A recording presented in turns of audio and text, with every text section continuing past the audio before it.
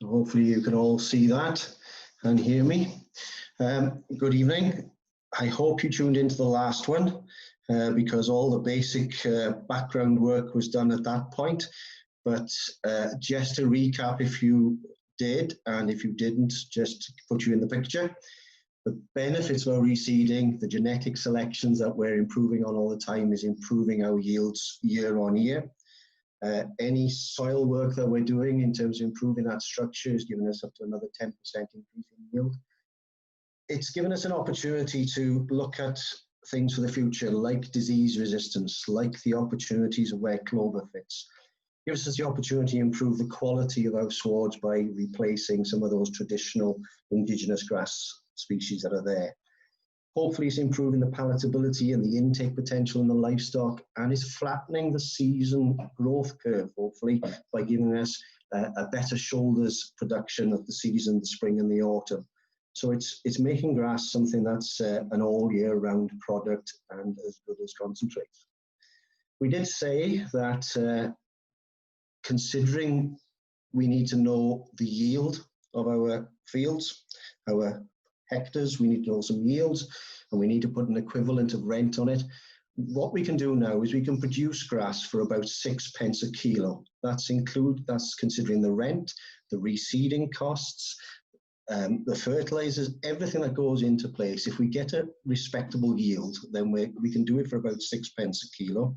In this example here, we're only looking at 4 to 8 tons of dry matter per hectare, compared to what we could do with something like 10, 12, 16 tons of dry matter if we did the job right. So when we put a figure of £80 an acre, 5 pence is costing us for the rent, and that's £21 a ewe, £133 a steer, and about £160 a dairy cow. And when you put it into 8 tons of dry matter, we've halved the price and we've doubled the stocking rate because we've doubled the yield. So this thing makes total sense. Now, if we could produce more of that at home, then we wouldn't need to be traveling tarmac farming. We could be looking at what we're doing better. So the things that we're considering is how we can improve that land, that better quality land that we have at home, is are we oversowing clover or are we oversowing grass? Do we need any chemical assistance? Are we allowed any chemical assistance? And if so, what sort of rates should it go in at? Are we just patching up damaged worn areas, replacing it, cross-compliance sort of thing? Or are we actually trying to put new genetics into old pastures, and is that possible?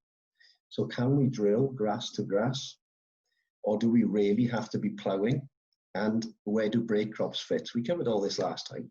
And we said that break crops are increasingly more important, that they can happen at different times of the year, whether it's going to be a summer break crop you're looking for, or an autumn break crop, winter break crop.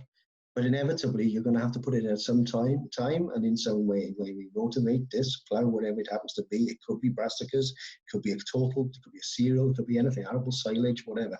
Are we breaking that system to fit the system of the farm? We're also looking then at the cultivation options that we have. And we said last time we needed at least 50% sown species in our sward. Now, if we have 50%, or we can look at, yes, overseeding some bare patches, using some grass harrows or broadcasting or direct drilling, that's fine. But if we've got less than 50%, then we start asking questions about the soil as well.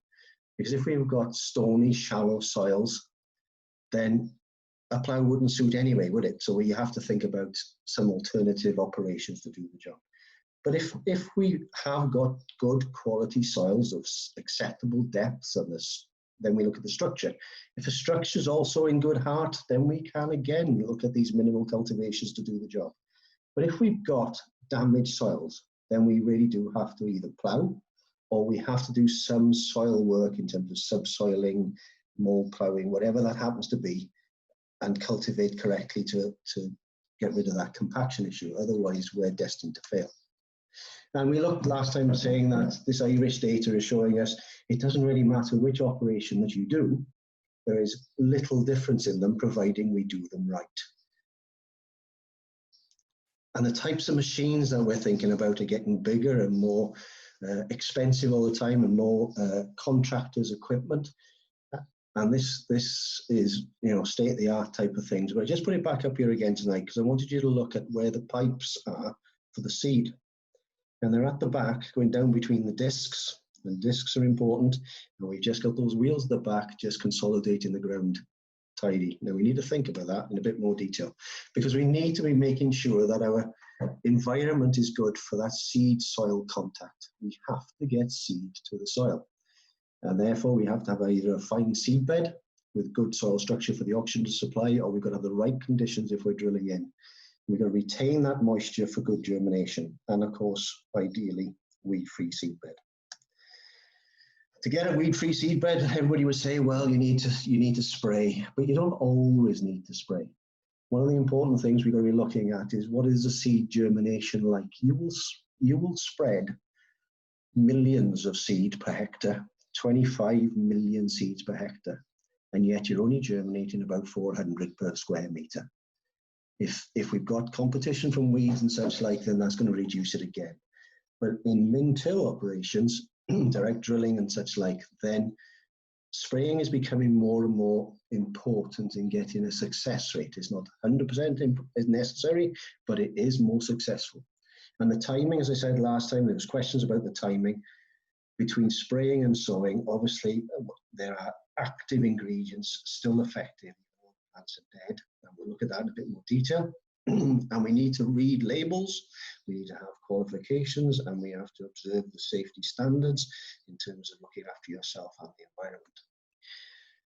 environment. While we're talking about sprays and such like, then we're thinking, hang on a minute, what sort of pests have we got and where are their problems? Now, sprays are virtually non-existent for these fellas at the moment, so things like fruit fly threaten your summer and autumn reseeds. They're laying eggs.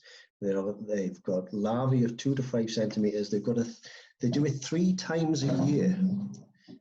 Their life cycle happens 3 times a year, and they leave some very large patches, eating the centers of your seedlings out. And you can actually see them. And the picture on the right-hand side there is showing a real decimated field. But you can quite often have just circular patches in the middle of the field in different places, and you're wondering what's done it, then that's going to be a fruit fly. Now, the risk of that is grass-to-grass reseeding. Direct drilling into old swards, because they're obviously present in old swards. Italian ryegrasses are more susceptible than perennial ryegrasses, and interestingly, Timothy and Cocksfoot are not susceptible to fruit fly damage. So the controls of how we're going to get around that is a break crop. If you take that break crop, it'll take away their feed source and it'll reduce their numbers significantly. Or you could have fallow ground for 5 weeks and reseed before July. Can you afford to have land out of production for 5 weeks and then wait another 8 weeks for a reseed to come through? Sounds a little bit silly to me. So that break crop is pretty important. Their life cycle, you can see them there in the left-hand picture. A couple of them there, one on the soil and one on the plant itself. And they decimate the crop, and you can see there their life cycle. The adults in May, the larvae in June. Same again, another cycle, second generation, July and August, and another one through September. So it is a very difficult time on reseeding with fruit fly. So that break crop is pretty important. Leather jackets, I'm surprised how many people don't know what leather jackets look like. So there they are on the right-hand side, and of course they're the pupa, they're the larvae of the daddy longlegs. They're quite large. They lay into long tussocky type grass in July to September. So if we're looking at deferred grazing, putting wedges of grass up, you don't want to be doing that on a newish type lay, certainly not on older pastures. And those older pastures can take that sort of feeding because the roots are so big and they're doing okay. As soon as you put a different reseed in, those little seedlings are going to get devoured by these leather jackets. So the biggest problem we see is in April and May when they're fully grown. So the risks that we've got is, again, grass-to-grass reseeds. And funnily enough, mild wet autumns, which we're seeing more of, favours egg survival. And didn't we have a mild wet autumn last year? So the chances are we're going to see quite a lot of damage through leather jackets and lots of daddy longlegs around this year. So again, the control, funnily enough, break crop, or at least 2 weeks break, effectively like a stale seed bed, as you might do in an organic situation. Ploughing in July can reduce the population by 50%. So that's something to think about, although then there's fruit fly to come possibly. So rolling it well, rolling I'll talk about a lot tonight. rolling it well is giving us good consolidation and is helping us quite significantly in the short term at least. Slugs, well, we won't see many of them so far this year, will we? But on wet summers, slugs, they're present all year. They could cause an awful lot of damage and they graze your grass leaves, you'll see them. But they graze your white clovers far, far more. And you must have seen your clovers disappearing through slug damage. Slot seeding, direct drilling is a massive problem for slugs for us with slugs, because they love just running up and down those drill lines, keeping in moist conditions, out to the sun and grazing your grass and your clover before you even see it. If you have ploughed it, then those cloddy, poor seed beds that you might have done, unconsolidated seed beds, perfect habitat for that slug to hide in, and consequently a lot of damage. So control, ploughing takes more slugs out than the direct drilling, of course. Firm, well-consolidated seed bed exposes also slugs. They've got nowhere to hide, no little cracks and crevices to get themselves into. And there is still slug pellets available to take some of these fellas out. Ferric phosphate being the desired one these days, because the metaldehyde is obviously a problem in the watercourses. So therefore we need to be looking at the ferric phosphate. We don't normally have to have full seed rate for that, and we could put some slug traps down to see if we've got a bit of a slug problem. It might only be the headlands that you'll need to do. So be aware of not doing everything. So we're investing quite a bit of money on a reseed, and I'll take you through some examples of less desirable operations. You can see on this one now, it's not a particularly good seed bed, and there's some real gaps where things have been missed. You've got to start asking yourself the question, how well are we establishing our grass lays? Are we really investing wisely enough, properly, to the value of that lay? If that lay's down 10 years, and how many tons of dry matter it's going to produce for you in that time, why make all the mistakes at the front end? Because it just doesn't make sense to me. So I'll take you through some examples from around the country. And this looks like quite a nice seed bed, in all honesty. It's nice and fine and such like, but the operation of putting the seed in here is disturbing quite a bit. Obviously, the drier the soils are, the deeper the seed is going to go. We only want seed to be virtually on the surface, no more than 2 centimeters deep.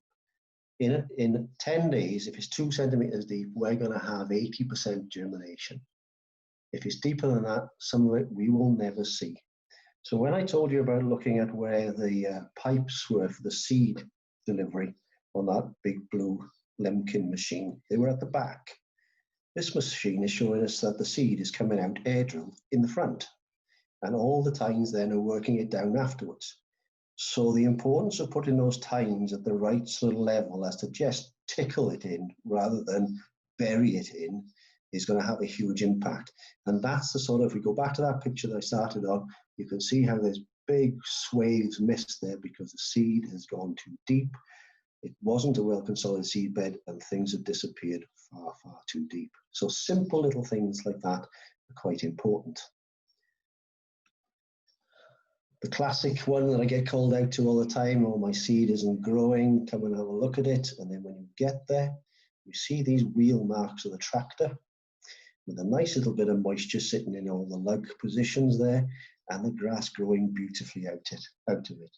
And that's a classic example of not rolling adequately, not consolidating the seed bed enough. If everything was rolled as heavy as that tractor has rolled across where its wheels are, we would have a beautiful grass sward, but we haven't. So rolling, absolutely essential. As I said last time, my grandfather said, you need to be able to cycle your bicycle across there. Well, that's what it needs to be like. Again, another local picture to myself here. And although a better attempt has been made at reseeding this one, there is one obvious mistake. There is an absolute line over a foot wide going straight down the middle of that, and that's obviously is a blocked pipe, block coulter, bridging of seed, and it's a bit of a mess. Now if you scan yourself across that picture, you can see at least 8 lines down that field where it's been missed. Now if the operator had bothered to get off the tractor and periodically check, because it's one of the things that happens quite often, bridging seed. If he got off the tractor every so often and had a look, his client would be far, far happier, because that's quite an impact. That's now, I mean, it's great if you're going to put some electric fences down there, of course it is, but I don't think it was designed that way. Again, inadequate seed bed, not fine enough and not rolled enough. You can see the wheels of the tractors going down. You can even see the cross drilling or cross working of the field where the wheels have gone in. What an absolute disaster that is, basically for the lack of rolling. We must remember the importance of rolling. And this one, this is another classic we get called to all the time. We call this the donut effect. The donut, as there's nothing in the middle. I don't know if there's nothing in the middle of the field and nothing in the middle of the ears of the operator, but it's a classic example where turning on the headlands is doing a lovely consolidation. You're doing a lot of wheelings and rolling and such like on the headlands, so you're creating the consolidation. In this case, it's also been seeded countless times as turning on the headlands. So we've got a fantastic grass take around the headlands, but not much to show for it in the middle. So that's quite common. I'm sure you've all seen that type of thing. It just demonstrates the importance of that consolidation. And this is exactly the same thing. You know, we're not getting seed beds worked adequately. That is not an acceptable seed bed for grass. Okay, it's clay, okay, it's gone dry, but it's not been worked, it's not been crumbled well enough. So we really need to get a better seed bed than that. And of course, a lot of that seed will have gone too deep, and a lot of damage, a lot of slug potential in the bottom of that. I'm talking about slug potential, here's another one. Stone standing on the surface, lovely little cracks and crevices. I mean, the grass seed is coming really well, but there's an awful lot of opportunity there. Weeds and slugs and everything else to get in there. Another classic, in this case is coming out of arable, but it can be grass to grass as well, type systems where you've got so much debris on the surface. It's just a breeding ground for pest and disease once again. So we just do need to improve what we're trying to do in terms of getting that surface correct. And this one, this is a reseed, but it's amongst all this barley. So I don't think it's ever going to be a good reseed. It might be a fantastic another barley crop. It makes me wonder how much, where that combine set up right in terms of what's getting left behind. That surely can't be an economic system, but oh well, could be grace through the winter. It'll do some good. This is more like what it should be. You can see we've got a decent soil conditions, decent fine seed bed created here, and it's been drilled perfectly. There's not a miss on any of those drill lines. The only problem with this is that the drill itself has got quite wide spacings, more of an arable type drill. So there's an argument then for crossing on your reseed, and cutting sort of like 10-degree angle and doing another seed across your lines is pretty effective. As it looks here, it would be quite a good system to adopt. But it needs to be the right machine to do it. You really do need to have discs rather than tines if you're going to cross drill. This is an example of one of those drills that can do it on one pass. There are quite a number on the market by today. The picture on the top left is following silage and sprayed off into a really good, clean seed bed to do that direct drilling, and obviously that was quite a success. Slug pellets within the machine at the same time, and it's doing everything you possibly can to get it right. On the right-hand side, same contractor with a newer machine, going into a 3-year lay. It's a 3-year lay in the 3rd year, so drilling in a new seeds mixture to follow on from it. And as you see, it's been taken down nice and tight. It's open enough because that old mixture is giving up, and the drill lines are pretty close. So you would hope that you've got quite a successful operation there, but management afterwards is going to be critical, and of course the slug pellets there even more important. You get this sort of establishment using that disc, and that's pretty respectable. There's pretty good cover there, and there's some crossing going in there as well. Just, it's not all been crossed, but it's showing us some crossing there. And the reason I put this picture in really is to demonstrate the crossing, because if you cross with a set of discs, you are going to cut that top surface. And you can see that it's disturbed a little bit, but not too much, and the grass is coming well, but again, it's harboring the potential of slugs, but the slug pellets went down.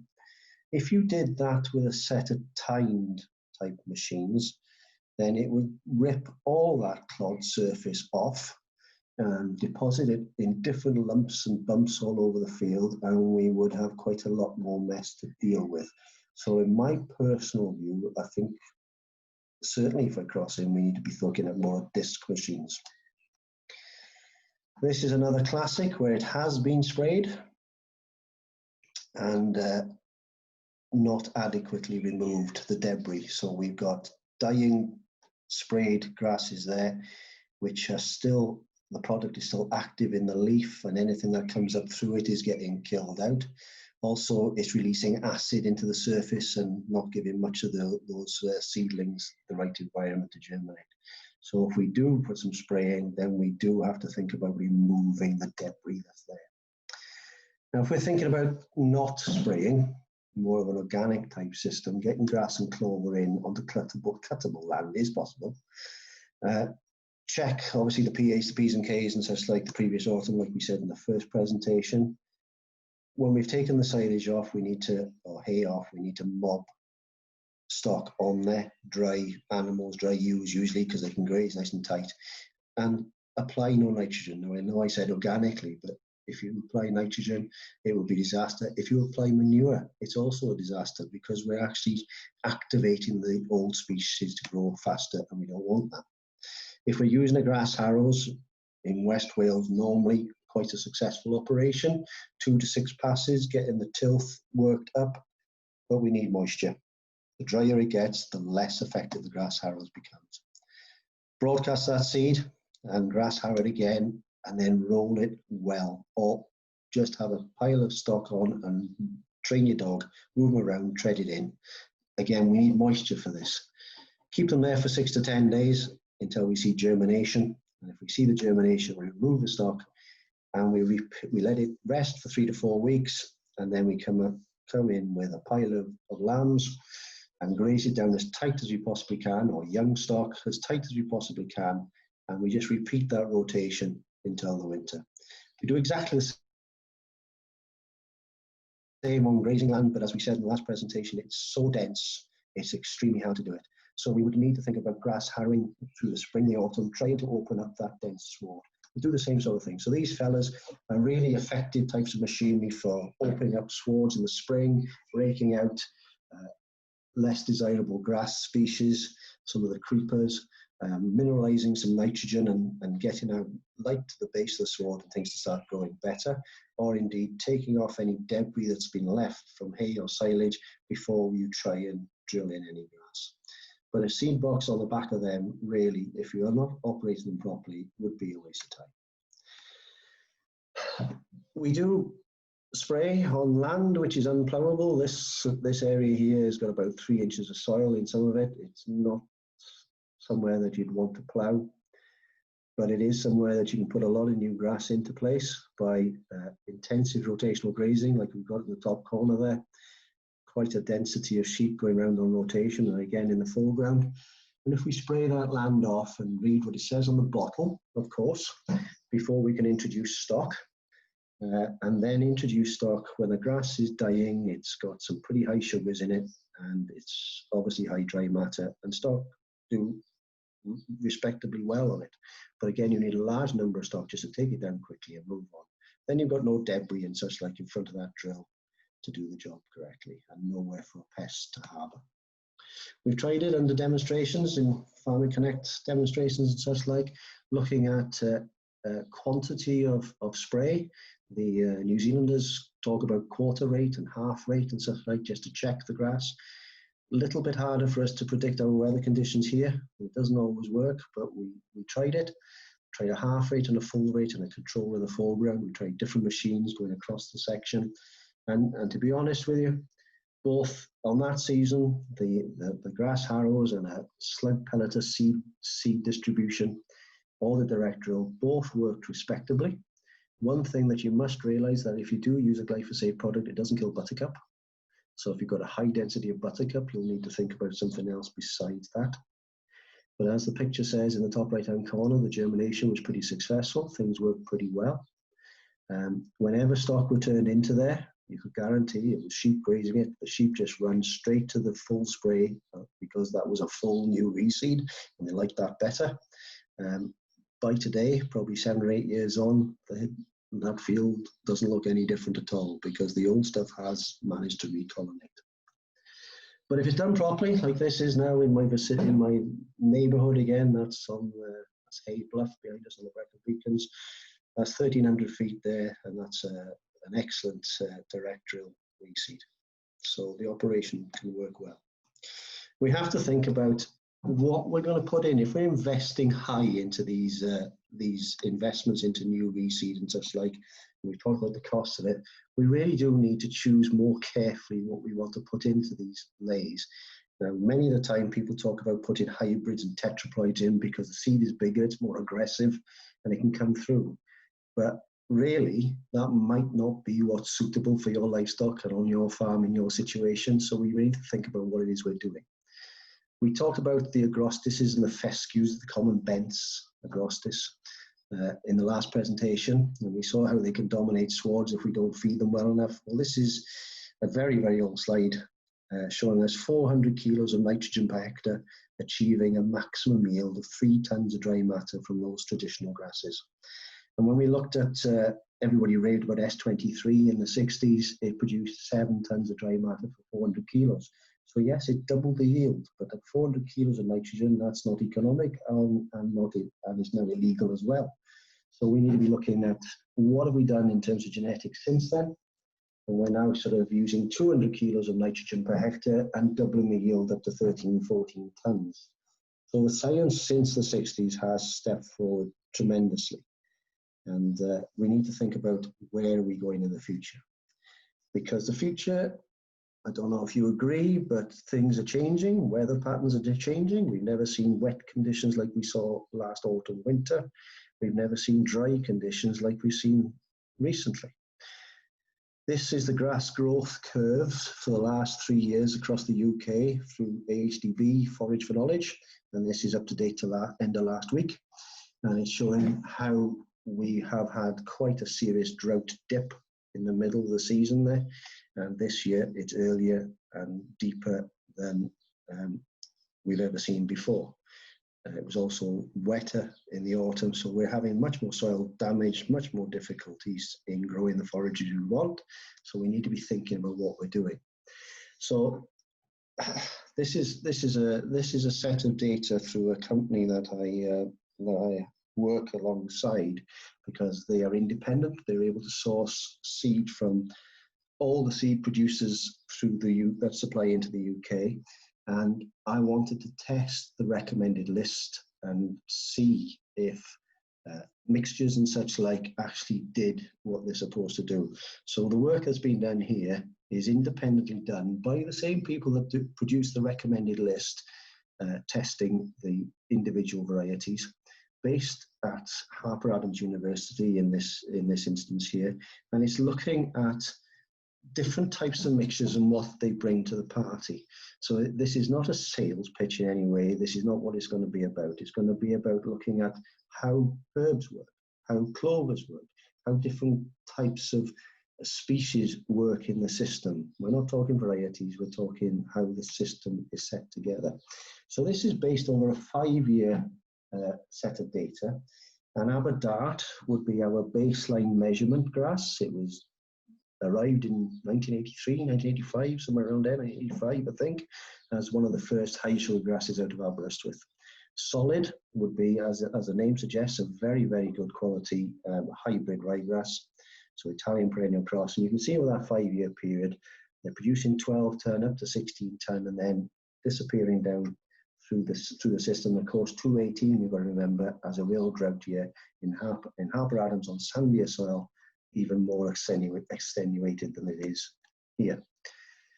You put a long-term grazing lay together with the addition of white clover.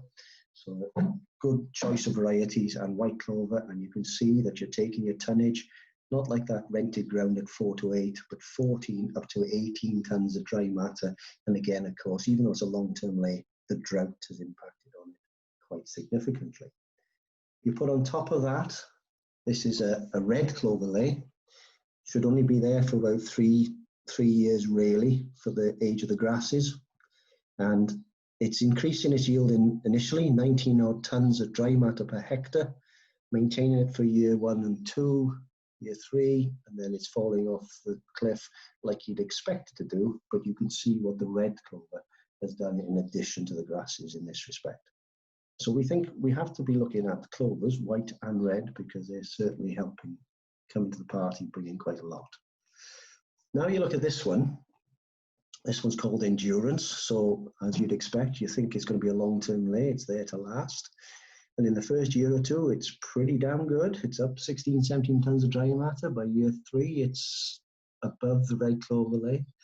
It's maintained itself into year 4. And of course, that drought and that sandy soil in Harper Adams hit it pretty hard. But there is still 3 tons of dry matter per hectare more out of that Endurance than there is out of anything else. So we have to think about its Endurance. It's got herbs in it. It's got other things in it, which besides ryegrass, which is looking more sensible for the future. Now, how do you get these things in if the seed is small? They don't germinate as quick. They don't be as aggressive as normal grasses. So you do have to get everything right for the system to work, especially for direct drilling. And that's where the herbicide kind of comes in, and the glyphosates and such like. So the Endurance herbal, 76 tons, nearly 77 tons of dry matter over that 5 years. The preference long term with the white clover, 67. The Pro Nitro with the red clover, 75, based on the habitat and the solid as controls down at 59 and 60. So that financially is a huge step forward, using legumes and herbs and alternative grasses. Again, if you look at more traditional stuff, this one with and without white clover, and you can see the white clover is again superseding the without. Put the red clover and white clover together in a mixture and you're doing extremely better. And of course, but the drought is struggling on them. So herbs and clover combinations are definitely going forward. And there's your different yields. The important thing is everybody thinks they want all sorts of different types of mixtures to fit the bill. And I, for a very long time, have been saying actually long-term lays can do an exceptional job, because it's not all about the height of the grass, it's about the density of the grass. So that sort of shorter term lay on your far left in year 2 is done 14.8 tons, 17.1 in year 3. We've got a mixture there without clover, which is done better. That's a longer term lay, that's a 5 to 6 year lay. Then you put the clover in, it does better again. Then you put the red clover in, it does even better again. But the long-term lay by year 2 has superseded the short-term lay. But why are we all spending money on short-term lays when the long-term lay can outperform it and last for longer? The reason we put those short-term lays is because the seed is bigger, and we think with direct drills into long grass already, we get a better success rate. We need to do the job properly and choose the right species for the job. So what I've said to you really is red clover is consistently increasing those yields by 2 tons of dry matter per hectare. That's a massive increase. We're not even talking the quality and the protein quality and everything else that goes with it in terms of livestock performance here. The white clover is increasing us by another 1.5 tons. In combination, we were getting 3.5 tons of dry matter more production where we got mixtures with these legumes in. The long-term mixtures were outperforming the short-term lays by the 2nd year. So that's something to really consider. And the highest yielding mix we had only had 45% ryegrass in it. So the other legumes and the other grass species that are there, and the other grass species are going to be Timothy, they're going to be cocksfoot, not the old-fashioned traditional cocksfoot, but more of a dwarf type cocksfoot, which can withstand that drought, but keep its palatability and quality. So these things are really going to have a future for us, and we really need to have a look at, not be too stuck up to look at them really. It's not always ryegrass that fits the job. And if you then start looking at people like me banging on all the time about recommended lists, I will still bang on about recommended lists because they are a real good baseline for us to work off. We know exactly what we've got, but we need to quantify them. We need to test and improve the formulation of mixtures because people don't to get the formulation of those mixtures right and quantify their potential. There's a science and an art to putting a mixture together, and you need to test your supplier as to whether it's been done properly. Start asking for data. We need this data. Other grass species, as I've said, shouldn't be ignored. It's not all about ryegrass in every place. Ryegrass is king in some places, but not everywhere, and the climate is leading us into different times. The annual range is going to be about 2.5 tons of dry matter more protection, and for some of us that might not make a lot of sense. So how about having an extra 8 tons of silage per hectare of 30% dry matter? Put a financial value of an extra 8 tons per hectare. That's a hell of a lot more grass. So, and we still haven't even talked about the quality of that in terms of enhanced quality. Every farm's got its potential. Some farms will do better than others, obviously. But the difference between the mixtures will always be the same. We've also got on that site, an area without nitrogen. And the mixture range is the same, but the difference will be increased because those legumes are fixing nitrogen. The differential between those is even greater. So no nitrogen is also part of the testing system that we have there. What we have found out is that the long-term mixtures will outperform everything. And basically, as somebody who wants to be investing in long-term mixtures on your own farm, you're buying less seed. So that, to me, sounds pretty important. These fellows are going to be important in the future. I've demonstrated tonight in terms of their resilience into various drought conditions. They're also better in wetter conditions with the grasses that we're putting with them. The Clovers, the Timothy are more resilient. So combinations. There's still ryegrass in those scores, but not 100%. So in summary, as quickly as I can for you, introducing seed is a costly business, to be honest, especially if it's done incorrectly. If it's done correctly, then it's going to be the cheapest job that you can do on your farm. The alternative methods to ploughing are improving. Machinery and methodology is being learnt all the time. Zero tillage in arable systems is working pretty well with the guys who know what they're doing. It's a little bit harder into grass. The basic foundations of what I said in the first presentation and this one, we need to be measuring, we need to be monitoring. We need to get the soils right, the nutrients, the species changing, the yield and the quality has got to be looked at. The new recommended list has just come out last week. I received a copy of it. The best grass on there now is one called Aber Test, new out this year. It's got a D value of 79.7. That's an ME of 12.7. That's better than concentrate. So we really got to think about the quality of these things that we're trying to put in, but also longevity and the efficiency of the system. Those new varieties are enhancing our performance, but the changing climate is increasing our attention as to what those things might be. Replacing this grazed grass with concentrates has been a hobby for many of us, and it really is not something we need to be doing like we have been. We need to pay far more attention to what we're doing. These small improvements of what we do in terms of just adequately rolling or whatever it happens to be, just doing those things right, is creating us a far greater gain in the long run. Okay, we'll have some questions. If I can not share my slide, how do I do that?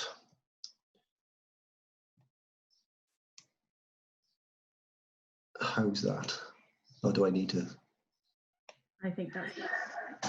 Is that okay? Yeah. So thank you very much, Charlie. Diolch yn fawr for giving an excellent overview of some of the do's and don'ts for when you're reseeding and the options available to people.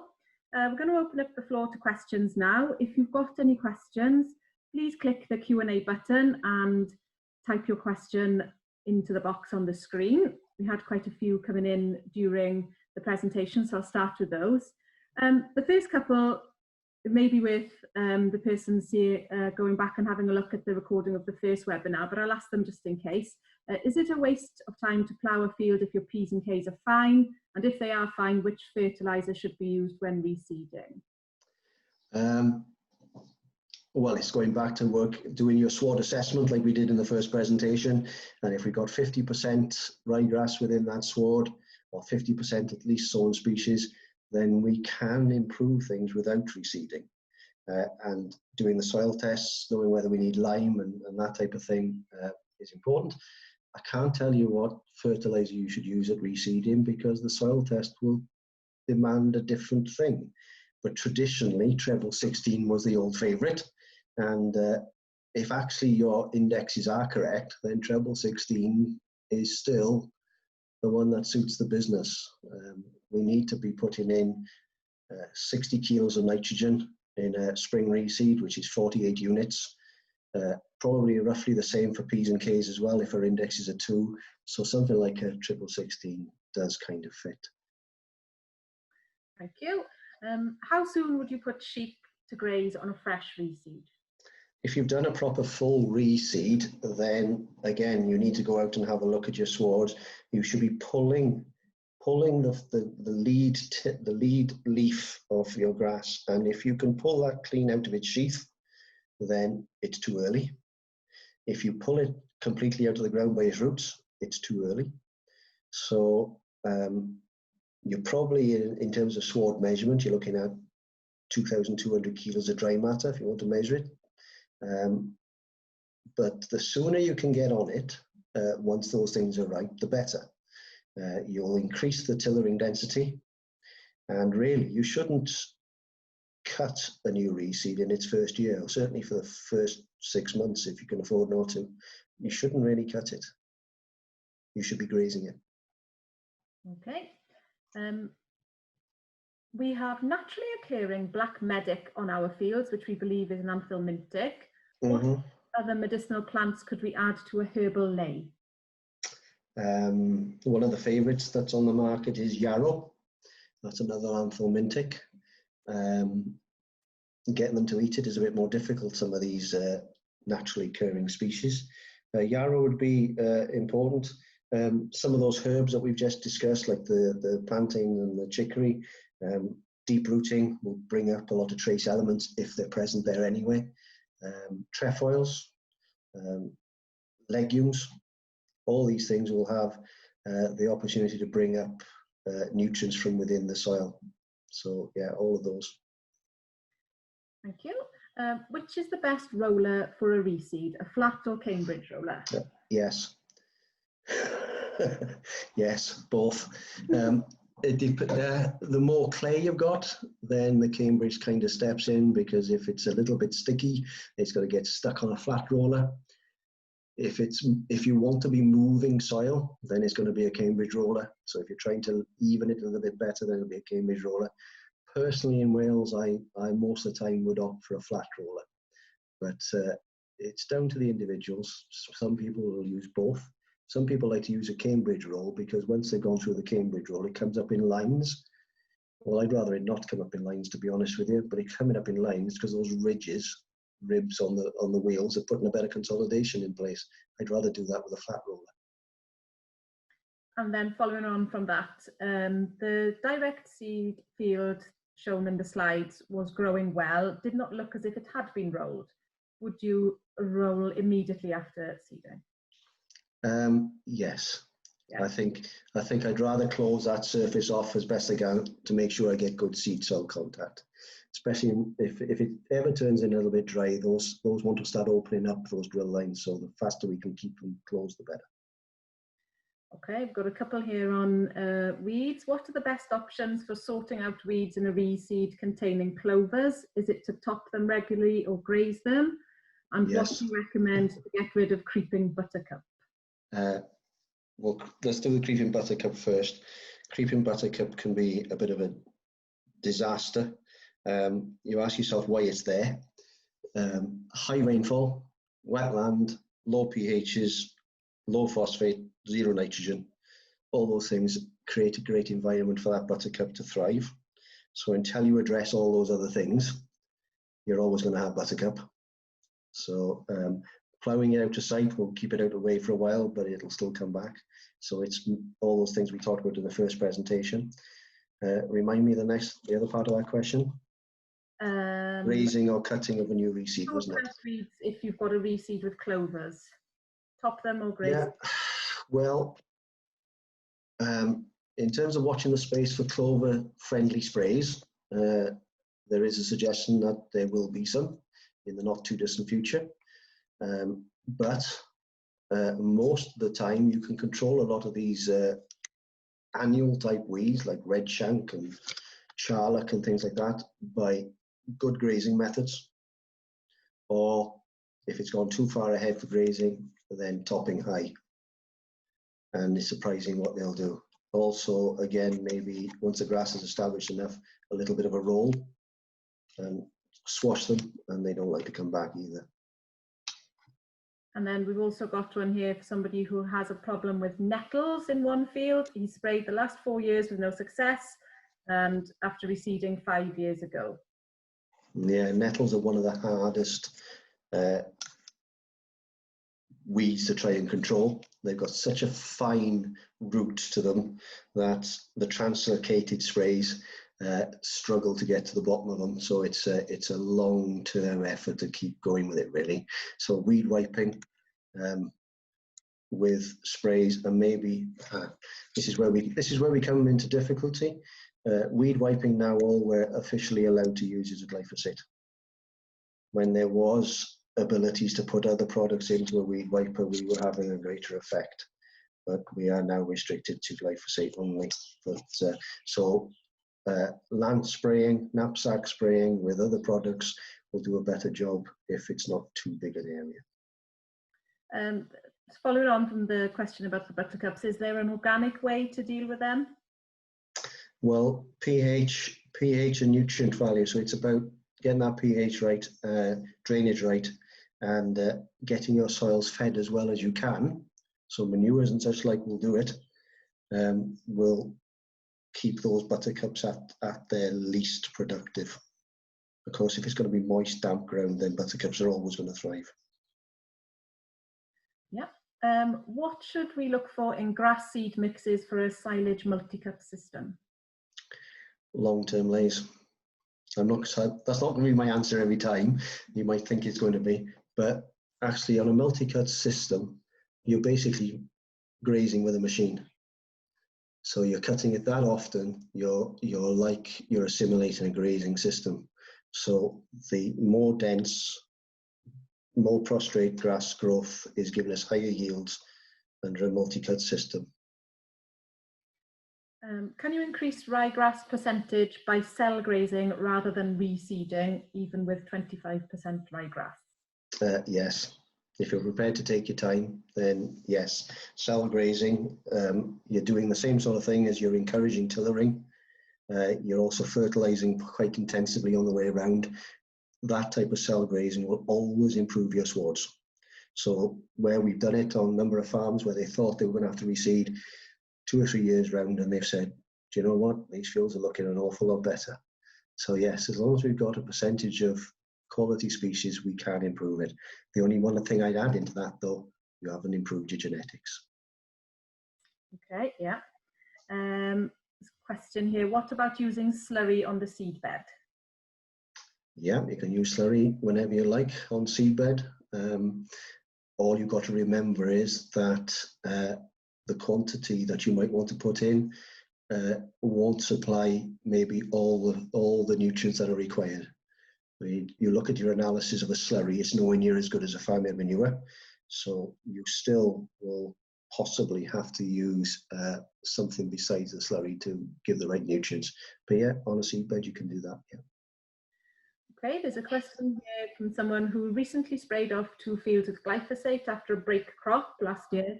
When is the best time to reseed, and would direct drilling work?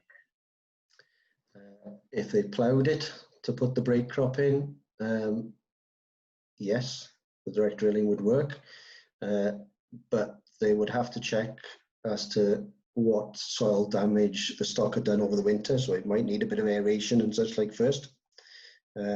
And of course, at the present moment in time, it's far too dry, so they'll just have to wait until the weather improves. It's going to rain tomorrow, apparently, but not enough. Yeah. It's a question here. Mentioned cocksfoot and some herbs, but with fescue or ryegrass hybrids have a role to play in the future? Uh, The yeah. issue with grasses not on the that are on the market now but are not listed? Well, that's a good question. The hybrid type grasses, the fescue hybrid grasses, will have a role to play for sure. At the present moment in time, they are short-lived because of their parent material. They haven't got the longevity to really stack up well, although they still have a role to play in short-term lays, especially where drought is an issue. Once they're more stabilized, that they will keep their characteristics and be crossed with the right sort of species to last long enough, then they definitely have a role to play. The fescue type species, as you go further north into Scandinavia, become more and more important, but they don't graze particularly well. They're for silage, so we have to improve the palatability, digestibility and such like all the time. As for stuff that's not on the recommended list, I have my concerns because it's not UK tested. But that's the point I was making in the presentation. The recommended lists are great, and we know their validity in the UK. If there's stuff coming into the UK from elsewhere, it might have worked great somewhere else, and I could list varieties that did, but when they came here, they didn't. So we need to put trials in place to make sure that those things actually do what they're supposed to do in the UK. Thank you. Are multi-species mixtures as suitable for ensiling as conventional ryegrass mixtures, or do you have a quality penalty? There will be a quality penalty for sure. In Timothy and Coxfoot are not going to be as good as ryegrass in terms of quality. So if I was on an intensive dairy type system, then I would be thinking, yeah, I need to know what quality I'm making. If I was on a sheep and beef type system, then I would be fairly confident that the quality would be good enough. Timothy's improved in its quality over the years. The best Timothy now is better than ryegrass was 10 years ago. Coxfoot is pretty acceptable, but it's not ever going to be as good as the ryegrass and the Timothy. But I'd rather have something that grows rather than feed concentrates. So it's the right thing in the right place. Yeah, thank you.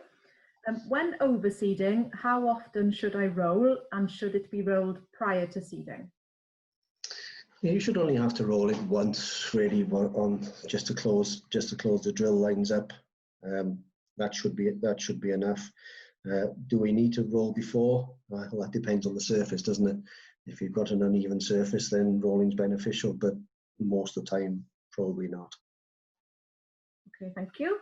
What is the best way to get rid of docks? Sell the farm.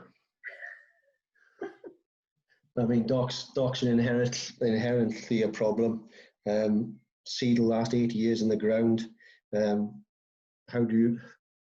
use slurry, because every dairy farm has docks.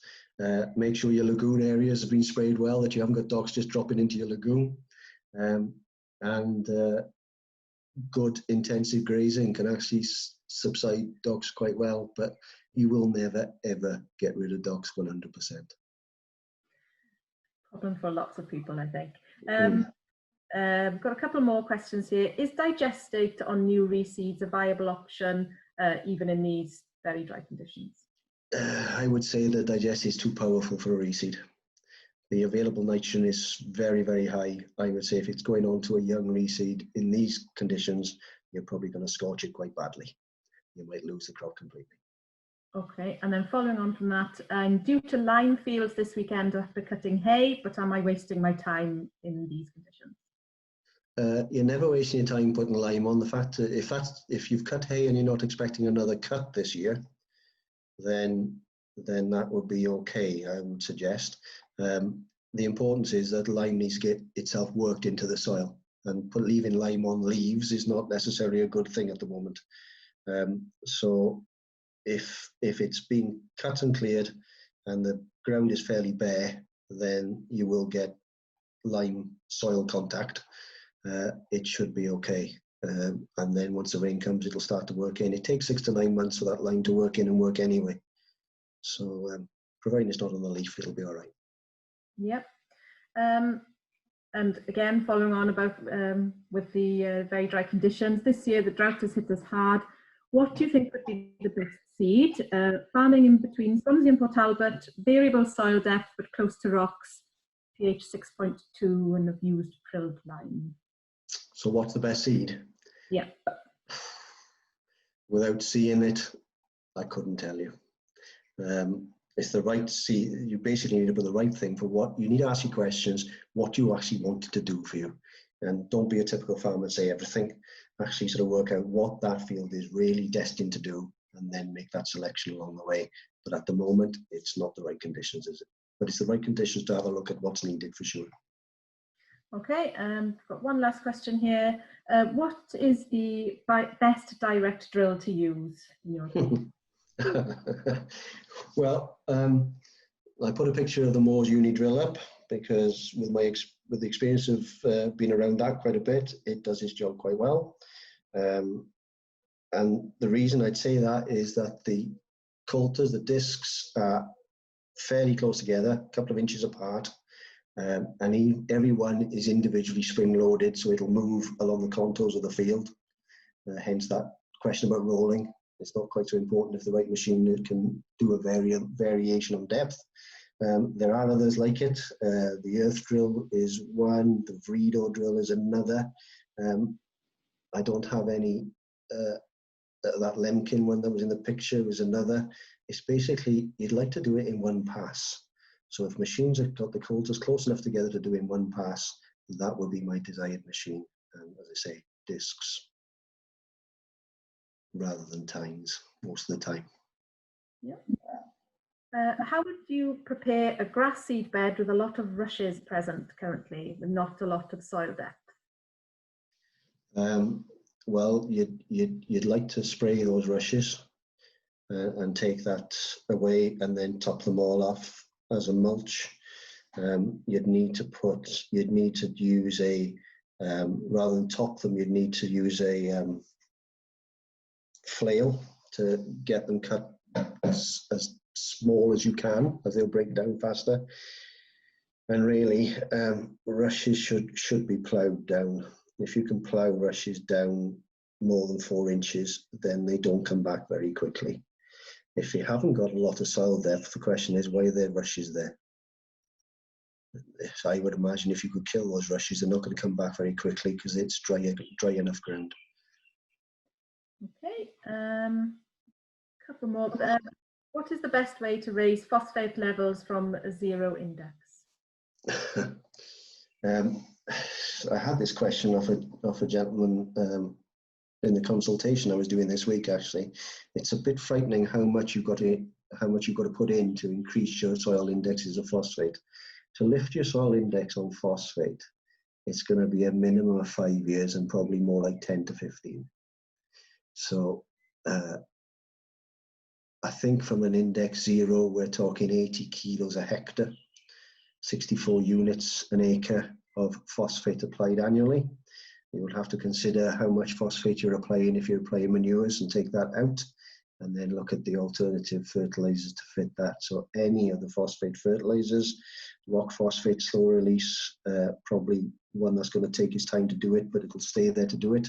Things that are higher release, like triple superphosphate, you'll have the hit that you want for this year, but it'll take time to do so. I suppose the important thing is you always need to supply crop demand. As long as you supply crop demand, you can live on lower indexes. Thank you very much. We are running out of time, unfortunately, so this will have to be the last question. Somebody here going into a new tenanted holding in a month's time, where do they start with a grassland plan? Soils.